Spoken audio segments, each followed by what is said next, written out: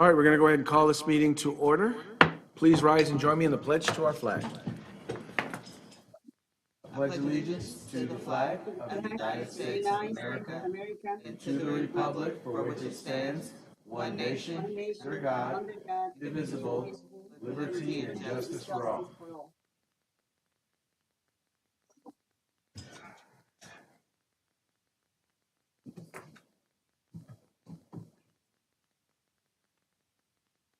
Okay. Okay. All right, let the record show that board members Barnes, Hamilton Starks, and Deleuze are present online. We have board member Cardona, and that's who's present. And no action was taken in closed session. I will entertain a motion now to adopt the agenda. So moved. Second. It's been moved and seconded. All those in favor, please say aye. Aye. I'm sorry, I forgot. Sorry. Trustee Cardona? Aye. All right, Trustee Barnes? Aye. Trustee Hamilton Starks? Aye. Trustee Deleuze votes aye. Motion carries unanimously. We'll now move on to communications. Members of the public may address the Board of Trustees regarding any special board meeting agenda item during board consideration of that item.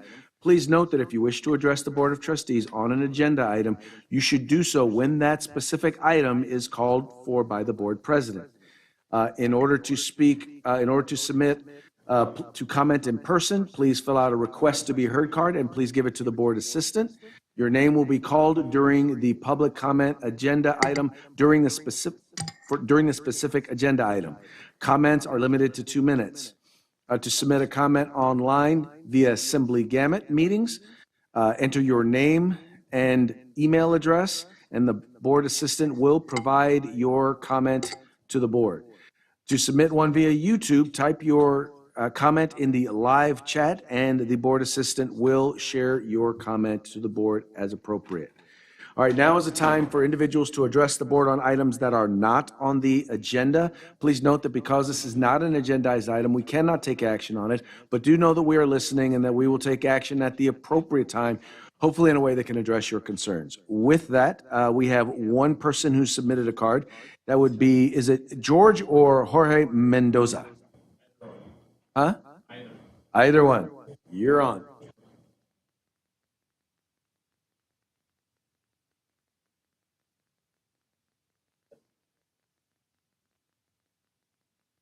There we go. Okay. Buenos dias. Hello. Thank you, President Deleuze and trustees. The item that I want to speak on is actually on the agenda today. There wasn't a space to put it on, but I can wait for that if that's appropriate. Yeah, that would probably be the appropriate time to do it. Wonderful. Thank you. We'll save that for that. Oh, that my side wasn't there. It was a different one. Here we go. Sabrina Oliver.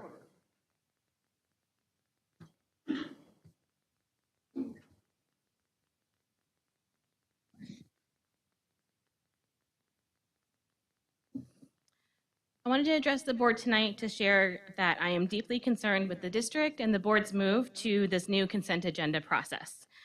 It feels like we're losing a level of transparency as more and more contracts are receiving blanket approval, and today's consent agenda confirms that with a different and dangerously disappointing item. Meeting minutes have been left off of every agenda since this move was made. June 11th, 2026 was the last meeting on the old consent agenda style where it contained meeting minutes for May. June 25th, 2026 was the first meeting in the new style and no meeting minutes were present for approval, which isn't atypical. This pattern happened last year, so I thought maybe it was following a routine, and the meeting minutes for both June meetings would surely be on the agenda for August 6th, 2020. Like last year.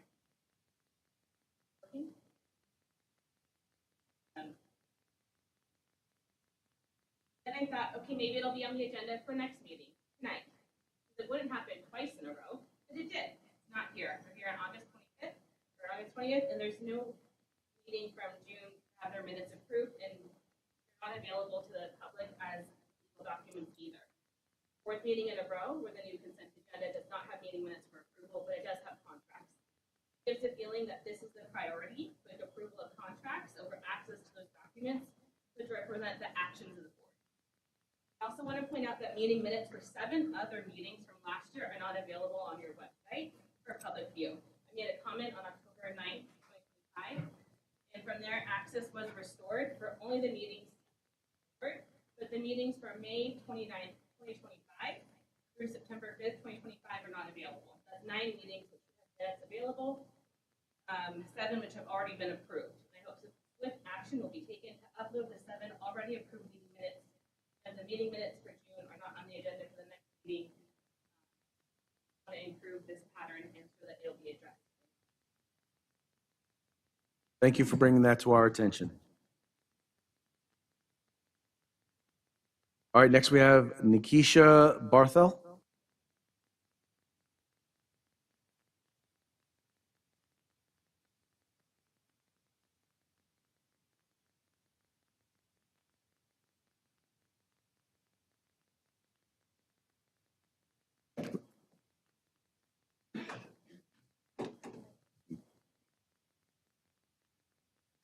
Yeah.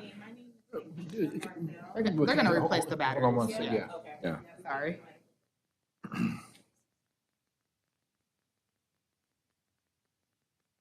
Consent?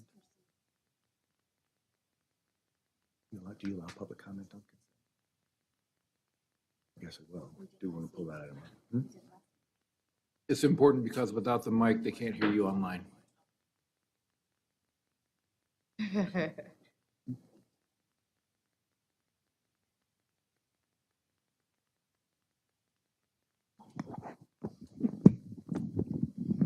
you. All right. All right. Good evening. My name is Nikisha Barthel, and I'm a parent and a student, a parent of a student at Glenwood Elementary as well as Robla Preschool. I'm here tonight because I'm deeply concerned about the continuing lack of communication and follow-through surrounding my daughter's special education needs and her interdistrict transfer. I made repeated attempts to contact the Director of Special Education by both telephone and email regarding my daughter's IEP, and I have received no response after several attempts. As a parent trying to advocate for my child with documented educational and emotional needs, silence from the district leadership makes an already difficult process even harder. I am also concerned about the handling of my daughter's interdistrict transfer. I submitted a request on May 7th of this year seeking a different school environment, a smaller school environment for my daughter. Months passed without anyone communicating a decision to me. It was not until I contacted the district this week on August 18th to ask the status, and I received a denial the very next day, stating that the school had reached its capacity. My concern is not simply that the district denied my transfer. My concern is that I submitted the request in May and no one made any type of attempts to communicate with me regarding the decision until I reached out. I want to know when the request was actually reviewed and what the school's capacity was when I submitted it in May, and why I was not notified sooner. The same communication problems have carried into my daughter's IEP process. The district psychoeducation evaluation identified significant concerns involving many different areas affecting my daughter's education and also mental needs.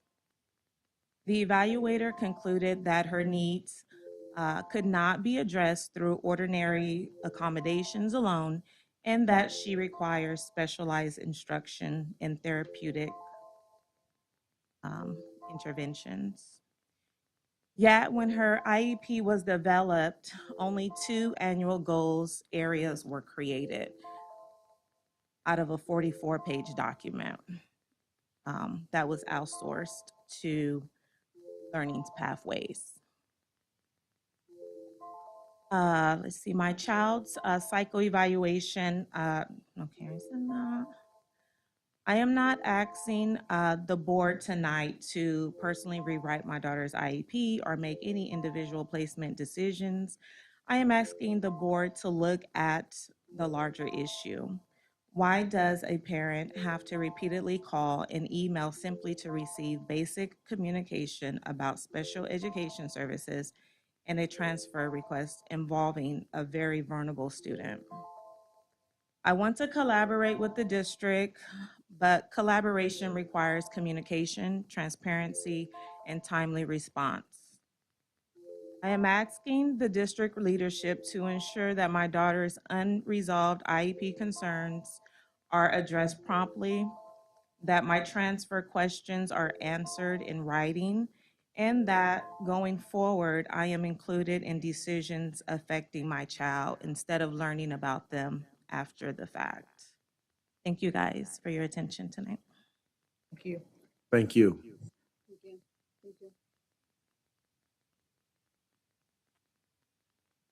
Is there anyone else who'd like to address the board on an item not on the agenda?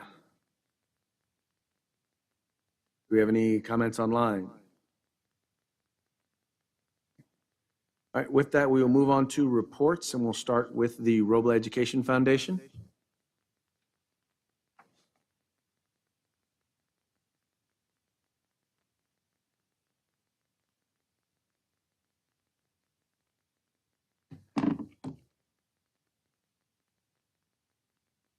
Looks like what I have up here.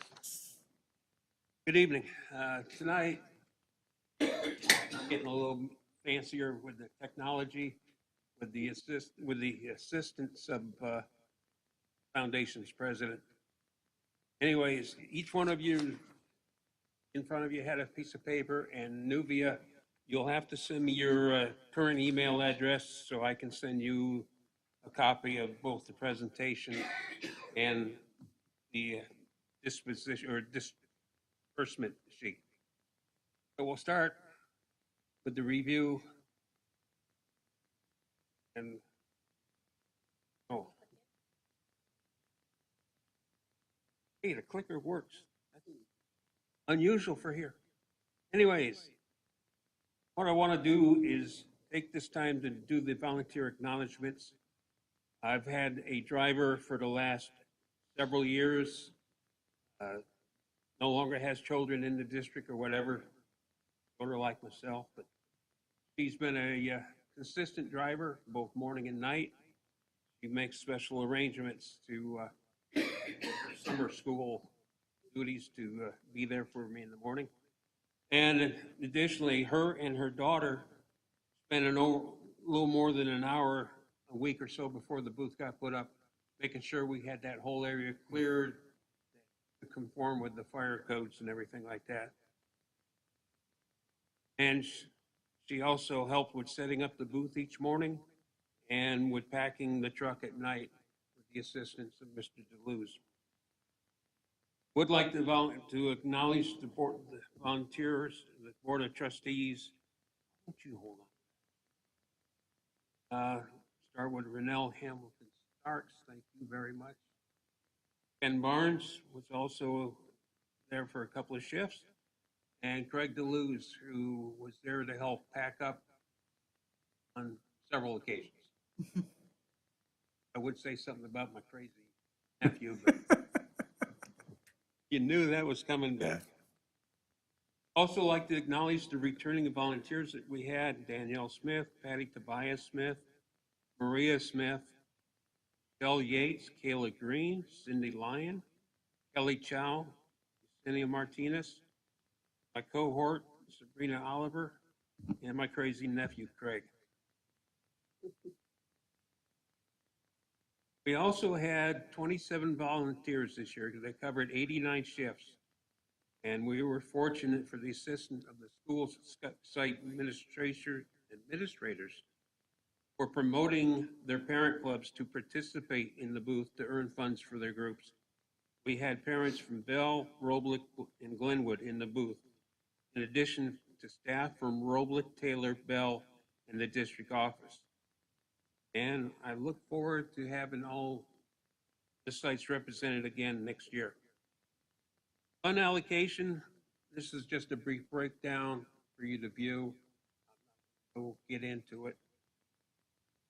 And the funding allocation is the sheet that this was the Excel sheet that I generated everything else off of. With that, we did real well this year. And we're able, at this point, present to the district a check for $7,060. It's going to go to Logan.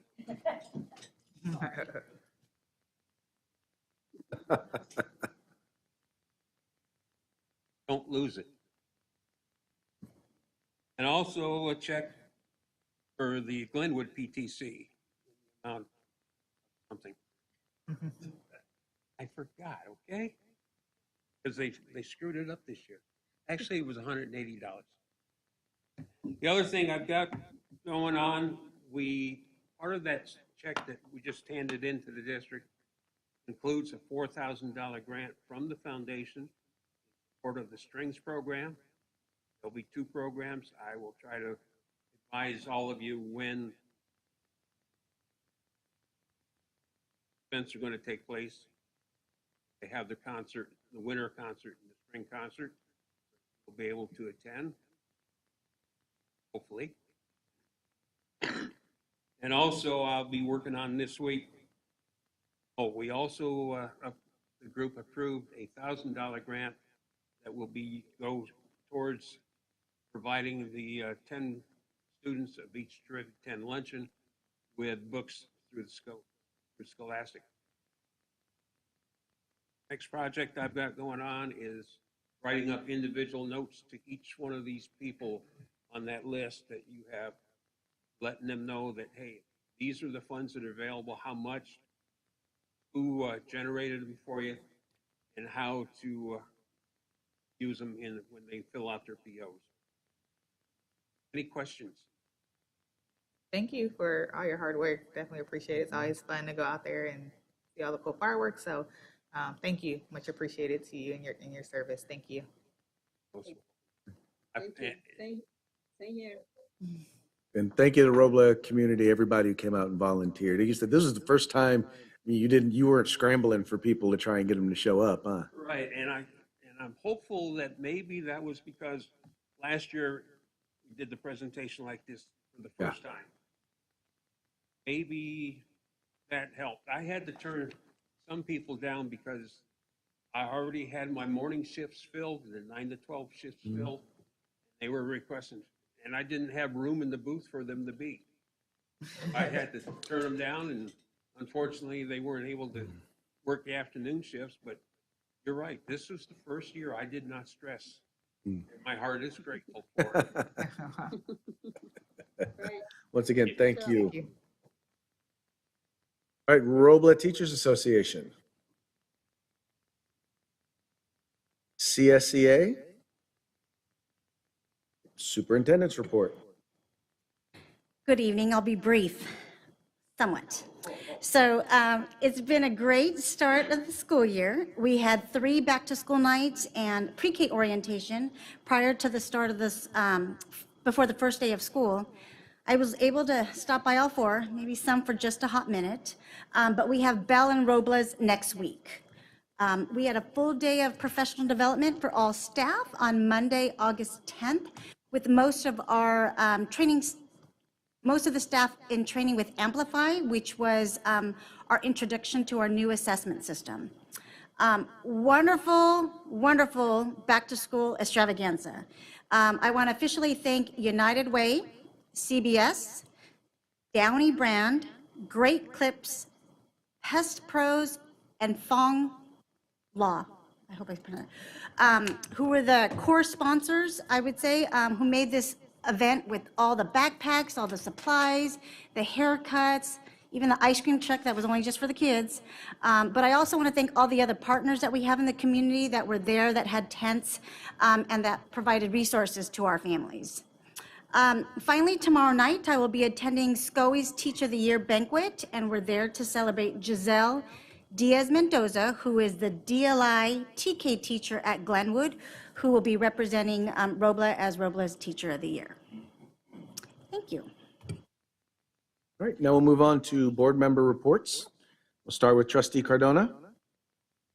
Nothing to report. Okay, Trustee Barnes. I'll just state that the backpack giveaway was very successful, and I enjoyed being part of it. And I want to thank all of our partners because if you looked at all the supplies that were given to each person that came by, it saved parents quite a bit. So I'm very happy that we were able to do that. Trustee Hamilton Starks. I also had a good time at the backpack giveaway. Anytime anybody needs help shopping, sign me up. I'm there all day. It was fun. So thank you. I too had the opportunity to attend the extravaganza. Also attended the staff, what do you call it, picnic barbecue get together the day that very same day. It was a very busy day. It was definitely a very busy day for Robla, but I'm very excited about this upcoming year. We kicked it off quite well, and I think that we can expect some very, very good things coming this year. All right, with that, we are now going to move on to the consent agenda, and I see we have one comment on the consent agenda, and that would be George Mendoza.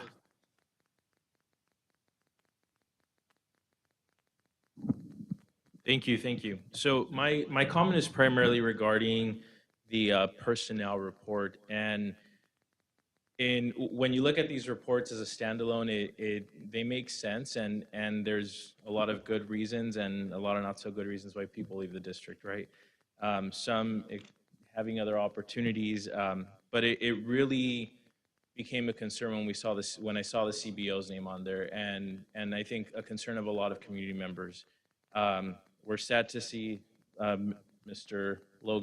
Martin leave, but it really raises concerns because within the last 13 months, 5, if not 6, of our top chiefs in the district or the top directors have left.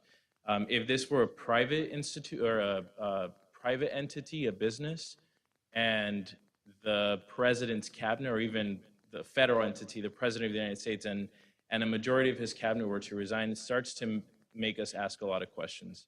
So my point with bringing this up is, I know a lot of this is pertaining to personnel matters, which it would be inappropriate and illegal for you all to share in public, and I think a lot of us understand that who have these concerns.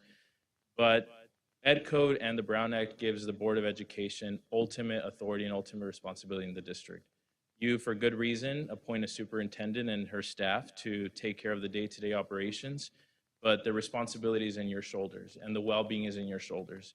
So when things like this happen, whether it's because new opportunities arose or because there's morale issues or financial issues, it really becomes a concern, because what this is showing to us is one of the most important things in the district is stability for our children. And although thankfully it's not a school principal or a school teacher or an instructional assistant who's leaving that disrupts the day-to-day function of the students, this is in an even deeper way disrupting the financial in Mr. Martin's case. And I mean, with whether it's technology, special education, finance, curriculum, federal programs, nutrition, all of these positions within the last year have experienced this. So my recommendation before my time is up is the board has the authority to appoint a commission apart from the superintendent's staff to study what is happening here without divulging personnel records. So I invite you, and as many of us in our district, the community, invite you to take that opportunity to set up a commission. I know you can't do it today, but I invite you to set up a commission to study what's happening in our district that is causing good employees to leave to other districts, sometimes for not much of a raise. So thank you for your time, and I appreciate your consideration of this. Thank you. Just wanted to note, and I know that there are some questions that were raised about the contracts that are included in the consent agenda.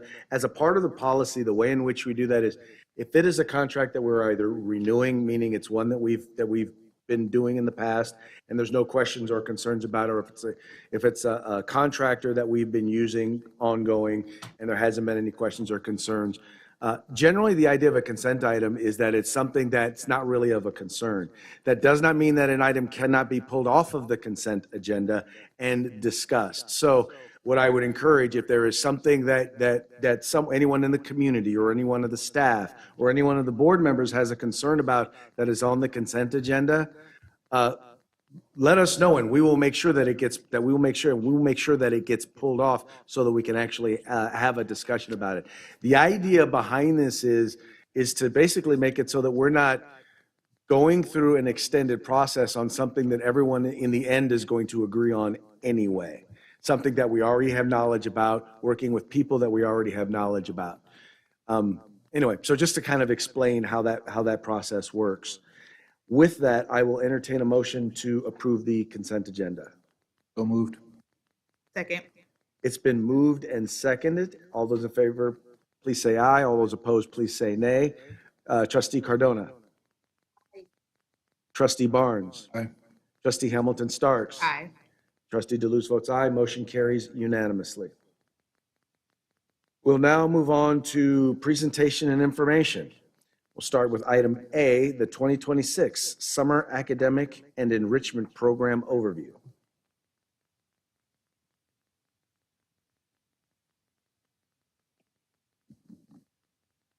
Hello. Okay. Good evening. My name is Alejandra Cabras, and I was the administrator for summer school. This year we hosted it at Bell Elementary, and this is my third year being the admin for summer school. Today I'm just going to talk about a little bit about the summer program overview, about the staff that was involved, our enrollment, student engagement, which is why we're here for, and just some additional programs that we implemented this past summer. And so our summer program is 3 weeks, and it's from 8 a.m. to 12 p.m., and it's all academics. Breakfast and lunch is served there. After 12, they go to an enrichment program if parents choose to send their children there, and they also get supper, and that goes up till 5 p.m. Our academics, we focus on language arts, primarily phonics in K through 3rd, but we focused a lot in reading, in comprehension, in writing, and then also in math. We focus a lot on the foundational skills in the younger grades, whether that's counting and adding, to multiplying and dividing, to reiterating like fractions and stuff like that. Just building on those foundational skills so that our students can continue and not lose any of that stuff for the following year. We also had a lot of science introduced this past summer, a lot of hands-on project-based learnings. I saw from rocket ships being launched in 6th grade to why do popcorn pop, and the moisture inside, and is it better to put it in a microwave or do it on a stovetop, to all kinds of different, does it matter what kind of corn it is, all kinds of different science experience. We also had enrichment. We had a music teacher that gave each class a 50-minute lesson, a physical education teacher, which each class also got a 50-minute weekly lesson, and then arts was integrated with the academic teacher throughout the 3 weeks that we were in the program. This past summer, we had 22 certificated teachers who wanted to participate. We had 17 classrooms, so 5 of those classrooms had actually 2 certificated teachers in there co-teaching the classroom. Like I mentioned, we did have enrichment and physical education. We also had instructional aides for the other classrooms, so 12 instructional aides supporting a teacher, so there was always 2 adults in each classroom. Additionally, this past year, which I was very grateful for, we had our nurse every day there. We had our behavior specialists come and support our students with those special needs. We had inclusion IAs. We had a Sac State volunteer who would come on a weekly basis, and then our community liaisons also helped and supported throughout the 3 weeks that we were there.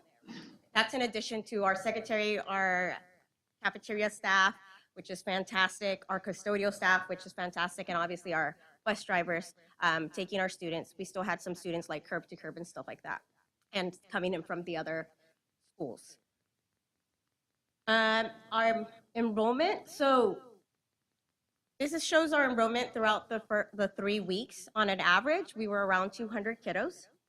I think on registered, we had more than 260 about 260. And so, but on an average, we were around 200 kiddos every single day.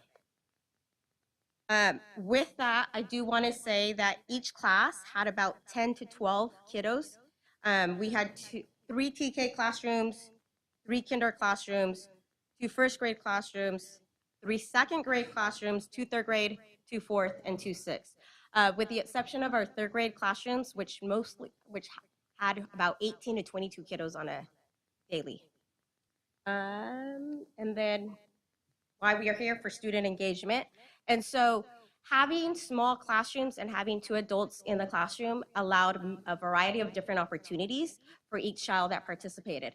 And so that's our Boost 90, 95, our phonics there. But you can see the teacher in the back, small groups, engaging. This one was, they were actually working on math at that time. You can see on the bottom, rolling color. So they try to be a lot of hands-on, even if it's worksheets. We had the use of technology. In the top picture, you can see they're reusing Heggerty, which is a phonics program, also used within our district.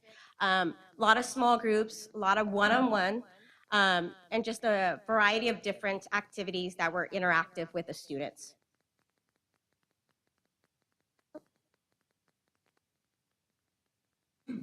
Don't know why it went small.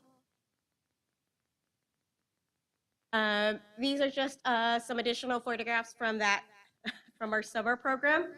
And so,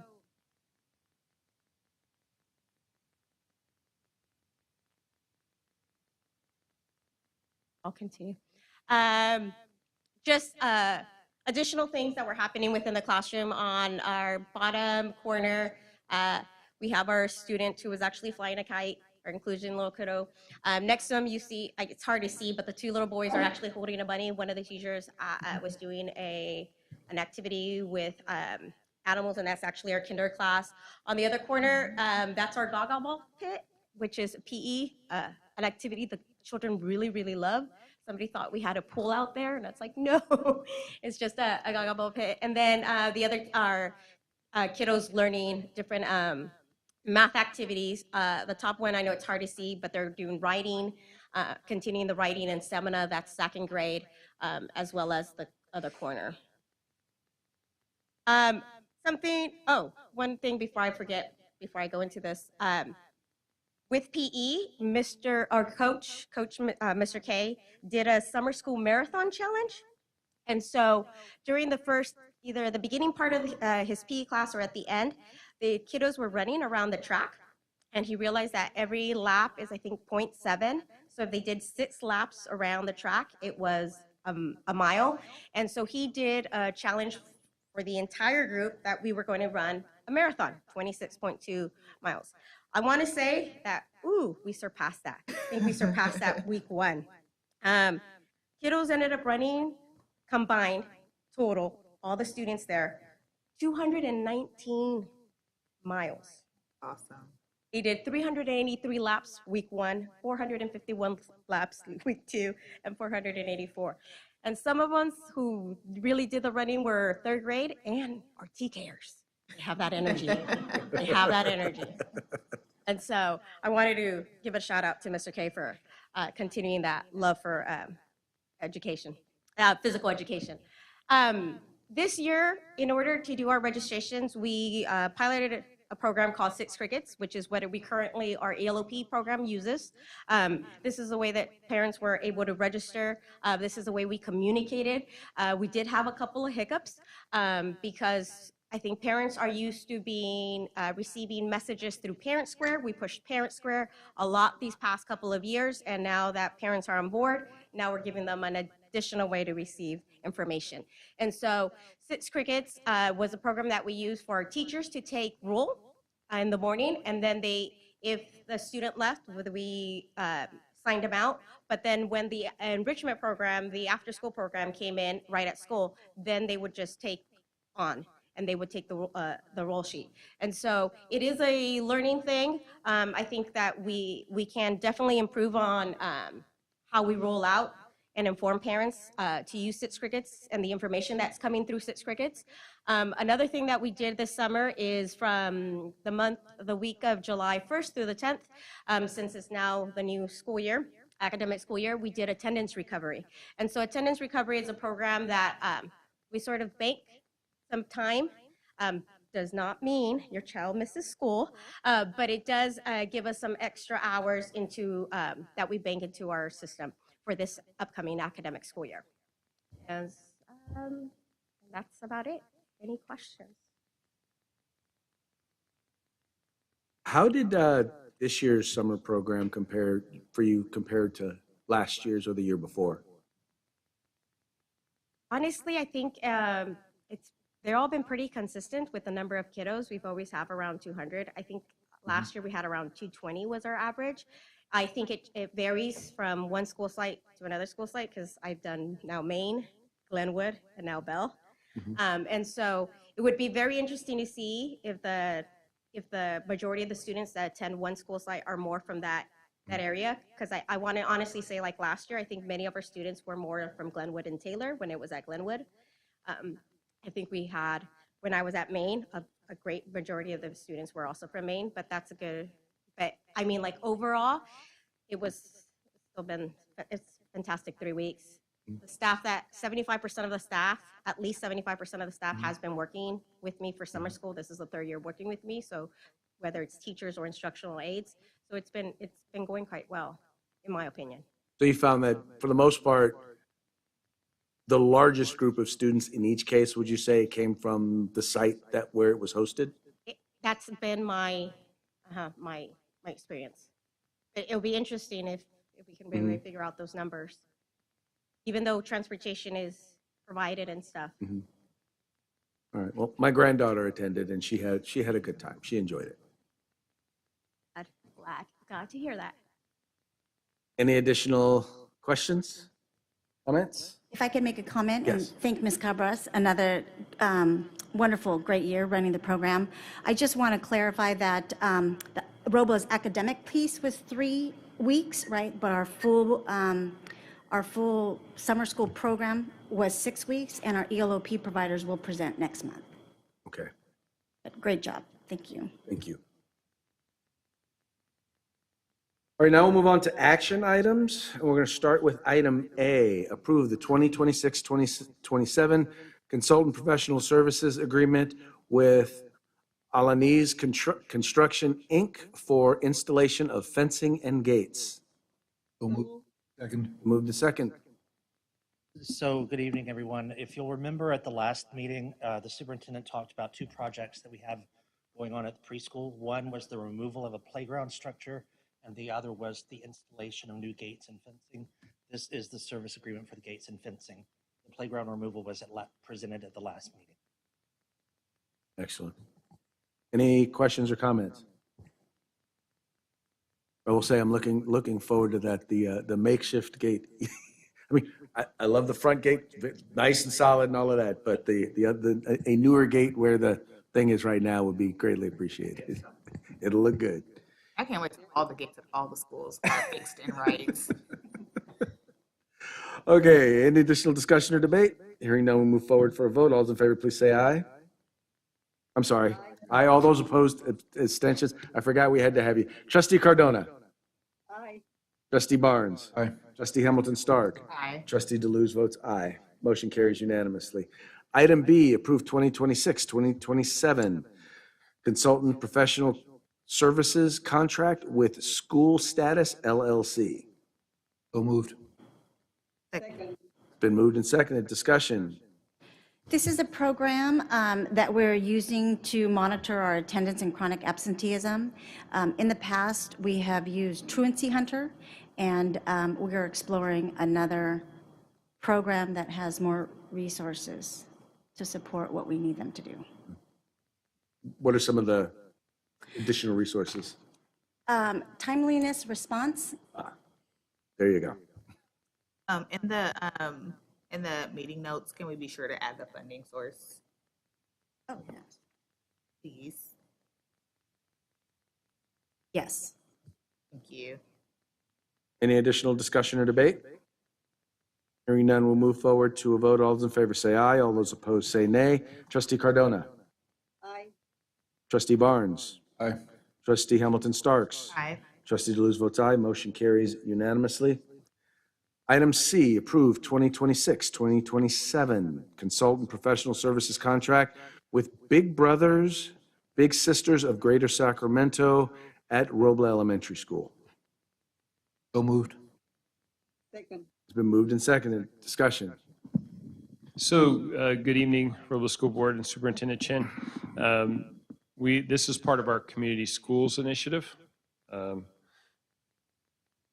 Big Brothers and Big Sisters has a great reputation of providing mentoring and caring adults for students. And so there is new leadership there in the last year and a half. His name is Jacob Peterson, and he is a person who was he had a big as a kid, and now he's the president and CEO. So he wants to put these back in schools. And we are proud to be like the second or third school only in the Sacramento region that has this opportunity. And it is all about mentoring support. It would be 10 students for an entire year getting twice a month mentoring, where an adult is showing up, providing like a consistent relationship for those students. And at the other two previous sites, they've showed significant success, and it would really support kind of the PBIS MTSS system that's already in place, so we wouldn't have to bring our own mentoring system in. They do all the background checks and all those specific things, so those adults coming in, they do all of that part for us. So we really appreciate your consideration. It's going to help these students, 10 of them, gain confidence. Students that have, we have a student over there that's lost his father. We have some students that are going through family disruption, and we would use our MTSS team to kind of come about and make those choices and identify the 10 students as a team and provide a consistent relationship throughout the whole school year. So thank you very much.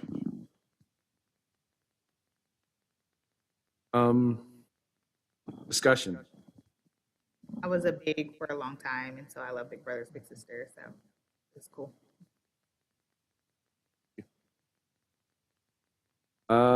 Just a quick question. Now, are they going to be utilizing school facilities during the time that they're doing the mentoring? Yes. Have you discussed the impact that that's going to have on janitorial staff or custodial staff in terms of is it going to require any additional work or follow-up from them? Not at this time, no. I think we have right at school, and we have start there till 6 every night, and our custodian's able to handle that. So yeah, we don't see any additional needs in that realm. They're going to be in the same rooms with those same programs? They won't be in the same rooms. No, we'll be utilizing a different classroom that's at that point right now. We're at 10 classrooms for right at school and start. And we have like 18 classrooms there. So we'll have additional classrooms for them to do that. Okay. But a lot of that, and Ms. Hamilton-Starks, you can talk to that. A lot of that we hope happens during the school day. And so that will be stuff that we have to work out and schedule. And whether some of it happens during their lunchtime or something happens during different, that's all coordination that we still need to work on. Well, and I think part of that coordination we want to make sure we're careful of is how it does impact our custodial staff. Because, one of the things that we've heard from CSCA is that as we've expanded our offerings for our ELOP programs, it means more space is being used more often and for different periods of time, which puts then strain on our custodial staff because they then have to work around that. I just want to make sure that we're not ignoring that as we approve these programs, as we start to look at them and how they're impacted, and at least try to make sure that as we're designing these programs, we're keeping that in mind and at least making sure custodial staff has the appropriate staffing and resources that they need to address these concerns. So I support the program. That was just one of the things a bug has been put into my ear to make sure to ask those sorts of questions. As a long-term Robla employee, I appreciate that comment. So I really appreciate that. Thank you. All right. Any additional questions or concerns? Questions or debate? Here we go. Hearing none, we'll move forward to a vote. All those in favor, please say aye. All those opposed, please say nay. Trustee Cardona. Aye. Trustee Barnes. Aye. Trustee Hamilton Starks. Aye. And Trustee Deleuze votes aye. Motion is approved unanimously. Thank you very much. We'll now move on to board member requests for future agenda items and reports. Trustee Cardona. I don't have any requests right now. Okay, Trustee Barnes. No reports. I will say this, I'll remind people that the board is very accessible. If you have any questions or comments, you can contact us via our many ways of communication, and we're very friendly and are willing to converse with you about anything and any topic.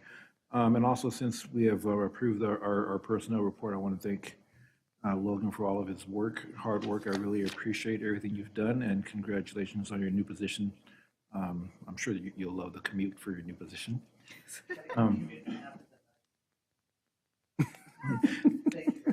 Sure, We'll and have to hit you up when we're in the area to grab a couple of non-alcoholic wine. I'll be there.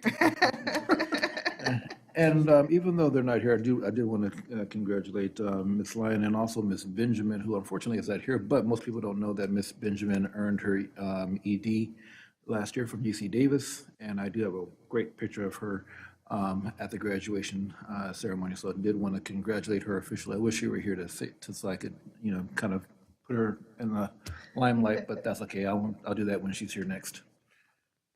And yeah, that's it. Trustee Hamilton Starks. I'm wondering if we can update the links to the missing Minutes. what am I trying to say? The missing minutes, and then maybe we can pop those links into Parent Square so that everybody has access to see them once we've updated it, and maybe make sure that they're, if that's okay. Thank you. And I wouldn't mind a report on what happened, on why those are not there. And with that, that's it. The meeting is adjourned.